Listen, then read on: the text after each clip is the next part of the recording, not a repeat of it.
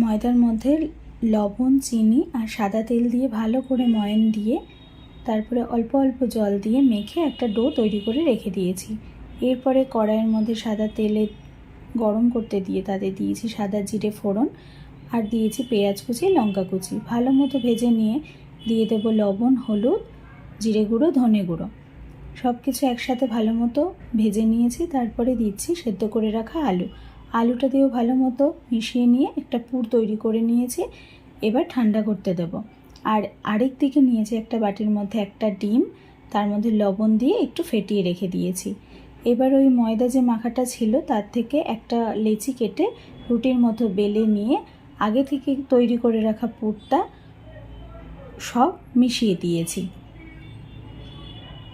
রুটির মধ্যে ভরে এইবার রোলের মতো পাকিয়ে নিয়ে ছুরি দিয়ে এইভাবে ছোট ছোট পিস করে কেটে নিচ্ছি।